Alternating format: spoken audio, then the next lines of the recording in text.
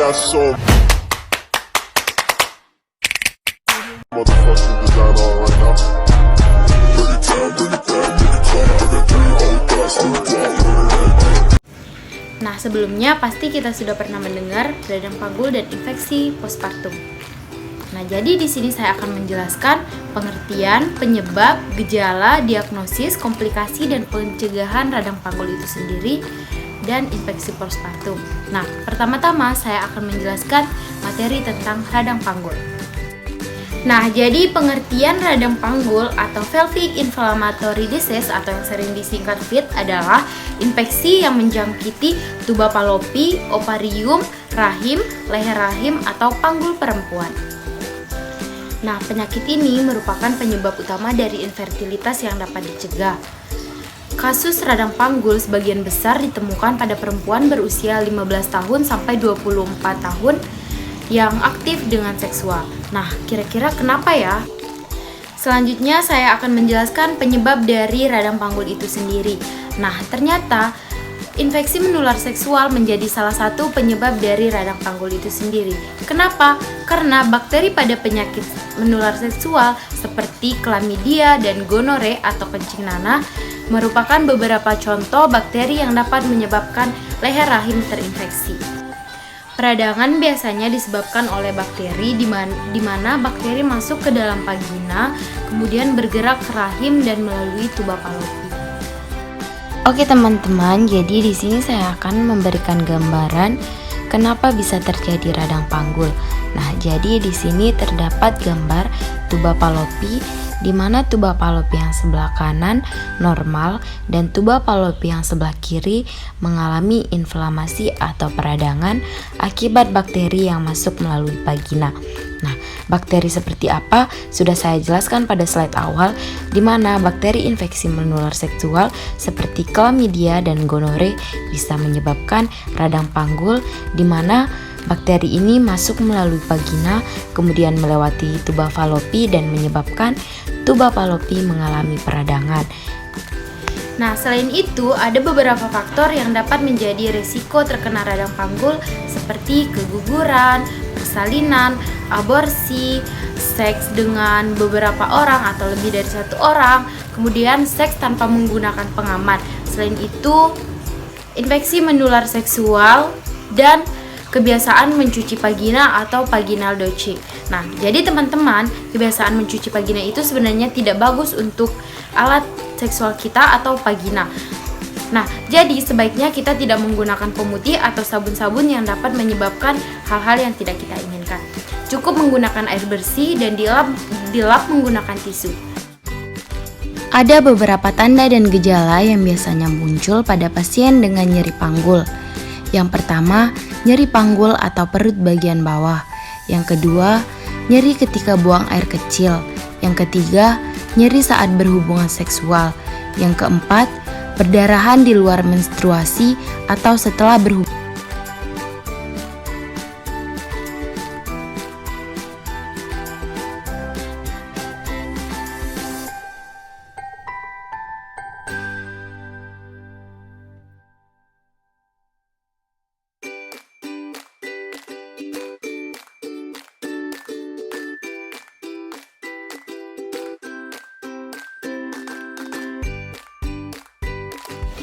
Diagnosis radang panggul. Diagnosis radang panggul atau pelvic inflammatory disease didapatkan berdasarkan gejala yang dialami oleh pasien.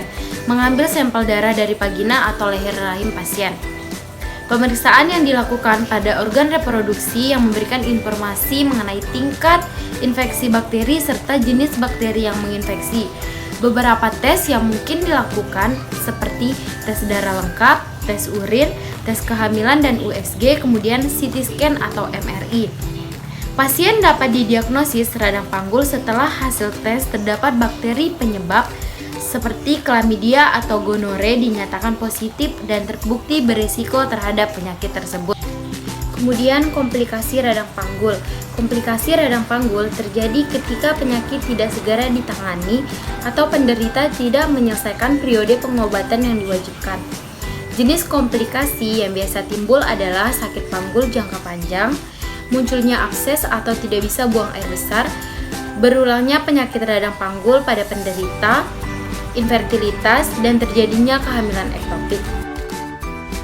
Oke teman-teman, jadi kita sudah membahas komplikasi-komplikasi radang panggul, di mana salah satunya adalah kehamilan ektopik. Nah, apa sih kehamilan ektopik itu? Jadi kehamilan ektopik adalah kehamilan di luar kandungan atau kehamilan yang tidak pada tempatnya, kehamilan di luar rahim. Nah, teman-teman bisa lihat pada kehamilan di atas ada 2 kehamilan. Yang di sebelah kanan adalah kehamilan normal, di mana embrio terletak di dalam rahim. Sedangkan di sebelah kiri adalah kehamilan ektopik, di mana embrio terletak di tuba Fallopi. Nah, jadi kehamilan ektopik ini bisa menyebabkan perdarahan atau pecahnya tuba Fallopi. Nah, jadi kesimpulannya radang panggul ini disebabkan oleh beberapa bakteri yang terjadi akibat infeksi menular seksual. Jadi sebaiknya kita hindari berhubungan seks bebas melebihi atau lebih dari 1 pasangan, kemudian seks bebas tanpa pengaman, dan kebiasaan mencuci vagina menggunakan sabun atau pemutih yang tidak baik. Dan segera cek kesehatan rutin ke pusat pelayanan kesehatan terdekat. Materi selanjutnya adalah infeksi postpartum. Nah, di mana infeksi postpartum ini adalah infeksi bakteri pada traktus genitalia terjadi setelah melahirkan, ditandai dengan kenaikan suhu 38 derajat Celcius lebih dari 2 hari berturut-turut dalam 10 hari pertama persalinan dengan mengecualikan 24 jam pertama. Penyebaran infeksi nipas atau pasca melahirkan terbagi menjadi infeksi terbatas pada perineum, pulpa, vagina, serviks, dan endometrium. Yang pertama pulpitis, di mana pulpitis ini merupakan infeksi pada pulpa. Pulpitis pada ibu pasca persalinan terjadi di bekas sayatan episiotomi atau luka perineum. Tapi luka berwarna merah dan bengkak, jahitan sudah lepas, luka yang terbuka menjadi ulkus dan mengeluarkan nanah. Jadi luka perineum pada ibu pasca melahirkan itu ketika terjadi pulpitis ini atau infeksi pulpa ini mengeluarkan nanah dan berwarna merah. Kemudian yang kedua, vaginitis merupakan infeksi pada daerah vagina, di mana vaginitis pada ibu pasca melahirkan atau persalinan terjadi secara langsung pada luka vagina ataupun luka perineum. Permukaan mukosa bengkak dan kemerahan, terjadi ulkus dan getah mengandung nanah yang mengeluarkan daerah ulkus. Nah, sama seperti pada pulpitis, vaginitis ini terjadi pada bagian perineum atau bekas jahitan pada pasca persalinan yang mengeluarkan nanah. Dan kemudian yang ketiga, servitis merupakan infeksi yang terjadi pada serviks, terjadi pada daerah serviks tapi tidak menimbulkan banyak gejala. Luka serviks yang dalam dan meluas dan langsung ke dasar ligamentum flatum dan dapat menyebabkan infeksi yang menjalar ke parametrium. Kemudian endometritis merupakan infeksi yang biasanya demam dimulai dari 24 jam postpartum atau selesai persalinan dan bersifat naik turun. Kuman-kuman memasuki endometrium biasanya pada insero plasenta dalam waktu singkat dan menyebar ke seluruh endometrium. Kemudian masitis atau infeksi payudara. Infeksi terjadi karena adanya luka pada puting susu atau bendungan pada ASI atau ASI tidak bisa keluar. Kemudian infeksi yang penyebarannya melalui pembuluh darah seperti septikemia atau bakteri atau toksinnya langsung masuk ke dalam peredaran darah dan menyebabkan infeksi. Kemudian piemia, yaitu infeksi dan abses pada organ-organ yang diserang yang didahului oleh terjadinya tromboflebitis. Nah, kemudian tromboflebitis atau perluasan invasi mikroorganisme patogen yang mengikuti aliran darah vena di sepanjang vena dan cabang-cabangnya. Kemudian ada infeksi yang penyebarannya melalui pembuluh limfe. Yang pertama parametritis, infeksi yang terjadi di parametrium atau jaringan ikat sekitar uterus. Parametritis, disebut juga selulitis pelvika, adalah radang yang terjadi pada parametrium yang disebabkan oleh invasi kuman. Yang kedua, peritonitis atau inflamasi pada peritoneum yang merupakan lapisan membran serosa rongga abdomen. Peritonitis adalah peradangan yang terjadi pada peritoneum, yaitu lapisan tipis yang terletak di antara dinding perut bagian dalam dan organ-organ dalam. Kemudian selanjutnya infeksi yang penyebarannya melalui permukaan endometrium. Yang pertama, salpingitis atau reaksi inflamasi dan infeksi pada saluran tuba. Yang kedua, oovoritis, infeksi pada ovarium. Nah, salpingitis adalah keadaan peradangan yang menyerang bagian sistem reproduksi wanita, tepatnya pada saluran tuba atau tuba Fallopi. Salpingitis sering terjadi akibat penyakit menular seksual seperti klamidia dan gonore atau kencing nanah. Sedangkan ooporitis adalah peradangan sel indung telur atau ovarium pada organ reproduksi wanita. Ooporitis umumnya disebabkan oleh bakteri. Kemudian etiologi infeksi postpartum. Bermacam-macam jalan masuk bakteri seperti eksogen atau bakteri datang dari luar. Autogen, bakteri masuk dari tempat lain dalam tubuh. Dan endogen, bakteri berasal dari jalan lahir sendiri. Bakteri-bakteri yang sering menyebabkan infeksi yaitu masuknya bakteri secara eksogen dan menyebabkan infeksi berat. Infeksi ini biasanya ditularkan dari penderita lain, alat-alat yang tidak steril, dan tangan penolong. Yaitu masuknya secara eksogen, infeksinya dalam tingkat sedang, banyak ditemukan sebagai penyebab infeksi di rumah sakit. Sering berasal dari kandung kemih dan rektum, menyebabkan infeksi terbatas pada perineum, vulva, dan endometrium. Bakteri ini merupakan sebab penting dari infeksi traktus urinarius. Bakteri ini bersifat anaerob, jarang ditemukan akan tetapi sangat berbahaya. Infeksi ini lebih sering terjadi pada abortus criminalis dan partus yang ditolong oleh dukun dari luar rumah sakit. Kemudian cara terjadinya infeksi. Yang pertama, tangan pemeriksa atau penolong yang tertutup sarung tangan pada pemeriksaan dalam atau operasi di mana membawa bakteri yang sudah ada dalam vagina ke dalam uterus. Kemungkinan lain ialah sarung tangan dari alat-alat yang dimasukkan ke dalam jalan lahir dan tidak sepenuhnya bebas dari bakteri atau tidak steril. Kemudian yang kedua, droplet infection atau sarung tangan dan alat-alat terkontaminasi bakteri yang berasal dari hidung atau tenggorokan tenaga kesehatan. Nah, droplet ini biasanya penularannya dari udara. Kemudian yang ketiga, di dalam rumah sakit banyak bakteri-bakteri patogen yang berasal dari penderita dengan berbagai jenis infeksi. Kemudian yang ketiga, di dalam rumah sakit banyak bakteri-bakteri patogen yang disebabkan atau berasal dari penderita dengan berbagai jenis infeksi. Kemudian bakteri-bakteri ini dibawa oleh aliran udara kemana-mana, antara lain misalnya ke handuk, ke kain, ke alat yang digunakan untuk merawat wanita dan dalam persalinan atau nipas. Kemudian faktor risiko dan pencegahan dari infeksi postpartum. Ada 3 faktor risiko dan pencegahan infeksi postpartum. Yang pertama, faktor status sosioekonomi.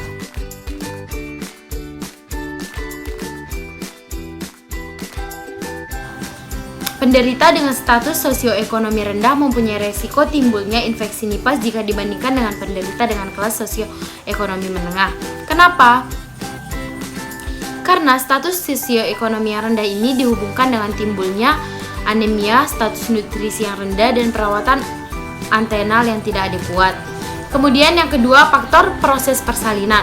Proses persalinan sangat mempengaruhi resiko timbulnya infeksi nipas. Di antaranya ialah partus lama atau partus kasep atau lamanya ketuban pecah, kemudian pemakaian motoring dan janin intrauterin.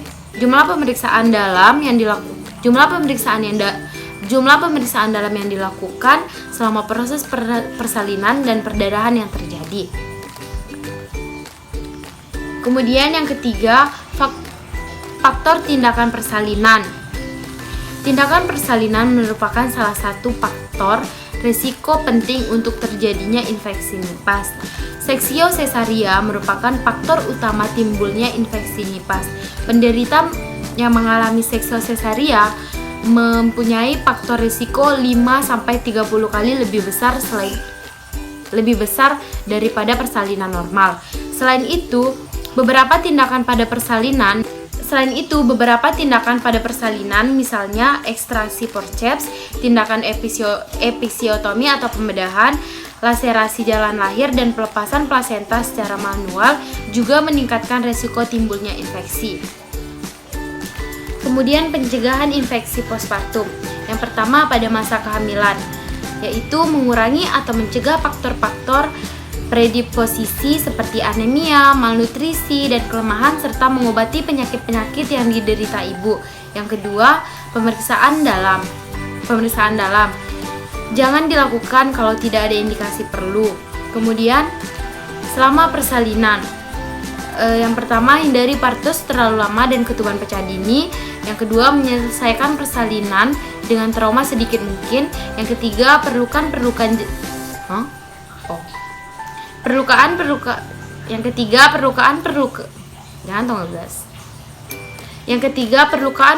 jalan lahir karena tindakan baik pervaginan maupun per abdomen. Yang keempat, mencegah terjadinya perdarahan. Yang kelima, semua tenaga medis harus menutup hidung dan mulut menggunakan masker. Alangkah lebih baiknya semua tenaga medis menggunakan APD lengkap seperti apron, goggles, masker, handscoon, dan pelindung kepala. Oke guys, jadi kesimpulan dari dua materi tersebut adalah radang panggul merupakan radang atau infeksi yang disebabkan oleh bakteri dari infeksi menular seksual. Nah, sedangkan infeksi postpartum adalah infeksi yang disebabkan oleh luka jahitan, tetapi bisa jadi juga yang disebabkan oleh bakteri infeksi menular seksual seperti chlamydia dan gonore. Jadi, radang panggul dan infeksi postpartum ini adalah penyakit yang hampir sama tetapi dengan cara yang berbeda atau kondisi yang berbeda. Radang panggul bisa menyebabkan kehamilan ektopik dan beberapa komplikasi lainnya seperti infertilitas dan sakit panggul dengan jangka yang panjang. Nah, sedangkan postpartum ini dapat menyebabkan komplikasi berupa perdarahan, abses, dan spesies. Abses merupakan kantong berisikan nanah. Abses dapat terbentuk di dalam rahim, saluran tuba Fallopi, atau ovarium setelah infeksi bakteri. Spesies merupakan infeksi bakteri dalam aliran darah. Nah, jadi radang panggul dan infeksi postpartum ini adalah penyakit yang sama-sama disebabkan oleh bakteri seperti infeksi menular seksual yang terjadi di dalam saluran tuba Fallopi, ovarium, dan dalam rahim. Nah, jadi perbedaan dari radang panggul dan postpartum ini pada usianya atau pada kondisinya. Nah, radang panggul ini bisa terjadi kapanpun dan usia berapapun. Seperti contoh pada PPT tadi atau slide yang sudah saya jelaskan itu, dari usia 14 sampai 24 tahun yang aktif dalam seksual. Nah, ketika kita usia berapapun itu dan kita belum menikah tetapi kita sudah melakukan hubungan seksual, apalagi di bawah umur dan melakukan hubungan seksual, bergonta-ganti pasangan seksual dan tidak menggunakan pengaman saat berhubungan seksual, kita bisa saja terjangkit oleh penyakit radang panggul tersebut. Nah, sedangkan pada infeksi postpartum terjadi pada orang yang pasca postpartum atau pasca melahirkan, tetapi orang tersebut juga mempunyai riwayat bergonta-ganti pasangan seks dan tidak menggunakan pengaman saat berhubungan seksual atau berhubungan seks sebelum umurnya. Jadi teman-teman, sebelum kita terkena radang panggul atau infeksi postpartum ini, kita cegah dengan cara yang sudah dijelaskan pada slide-slide tadi. Nah, teman-teman, mencegah itu lebih baik daripada mengobati, dan alangkah baiknya kita melakukan kebiasaan atau menetapkan pola hidup sehat di dalam keseharian kita. Jangan melakukan seks bebas dan bergonta-ganti pasangan seks, apalagi seks di bawah umur. Oke guys, jadi setelah menonton video ini jangan lupa lakukan pola hidup sehat dan ingat jangan seks bebas atau seks di bawah umur. Hindari bergonta-ganti pasangan seks, kalau bisa jangan pacaran dulu ya guys. Oke, mungkin ini saja video dari saya. Thank you so much for watching. Have a safe day. Bye.